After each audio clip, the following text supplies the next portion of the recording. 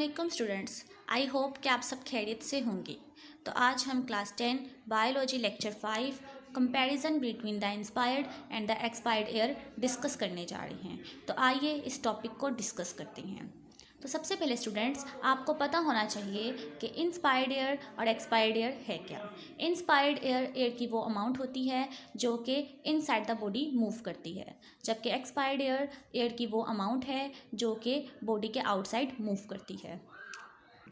तो स्टूडेंट्स, अब हम one by one her air को डिस्कस करेंगे कि कौन सी एयर की कितनी अमाउंट इंस्पायर्ड एयर में है और एक्सपायर्ड एयर में है। तो बेटा फर्स्ट पे जो है वो है amount of oxygen. Amount of oxygen की अगर बात करें तो इंस्पायर्ड एयर में ऑक्सीजन की जो अमाउंट है वो 21% है, जबकि एक्सपायर्ड एयर में ऑक्सीजन की अमाउंट 16% है। अमाउंट ऑफ कार्बन डाइऑक्साइड की इंस्पायर्ड एयर में अमाउंट की बात करें तो 0.04% है, जबकि एक्सपायर्ड एयर में कार्बन डाइऑक्साइड की अमाउंट 4% है। अमाउंट ऑफ नाइट्रोजन की इंस्पायर्ड एयर में अमाउंट की बात करें तो 79% है, जबकि एक्सपायर्ड एयर में भी 79% है।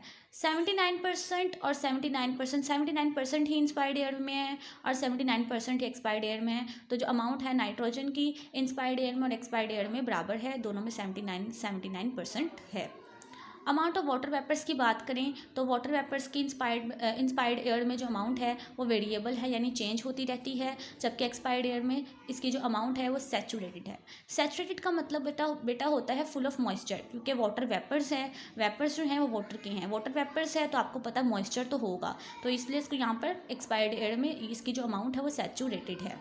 अमाउंट ऑफ डस्ट पार्टिकल्स की बात करें तो इंस्पायर्ड एयर में जो डस्ट पार्टिकल्स की अमाउंट है वो वेरिएबल है, चेंज होती रहती है, जबकि एक्सपायर्ड एयर में जो डस्ट पार्टिकल्स की अमाउंट है वो ऑलमोस्ट नन है, यानी कि तकरीबन कोई भी अमाउंट नहीं है। डस्ट पार्टिकल्स की अमाउंट एक्सपायर्ड एयर में तकरीबन कोई नहीं है। तो यानी कि जो डस्ट पार्टिकल्स की जो अमाउंट है एक्सपायर्ड एयर में वो कोई नहीं है, ऑलमोस्ट नन है।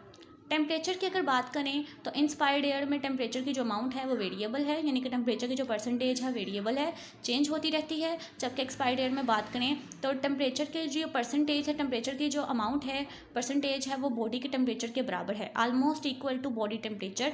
यानी कि जो टेम्परेचर की जो परसेंटेज है, टेम्परेचर की जो अमाउंट है वो बॉडी के टेम्परेचर के इक्वल है, तकरीबन उसके बॉडी के टेम्परेचर के बराबर है।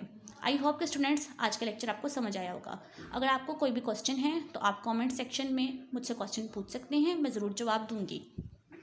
तो स्टूडेंट्स, आज का जो मेरा टारगेट है वो 50 लाइक्स का है, जिसे आप लोगों ने पूरा करना है, क्योंकि आपको पता है लेक्चर को प्रिपेयर करने में, लेक्चर को डिलीवर करने में मेहनत करनी पड़ती है। तो प्लीज़ जल्दी जल्दी लाइक करें, सब्सक्राइब करें और मेरी वीडियोज़ को शेयर करें।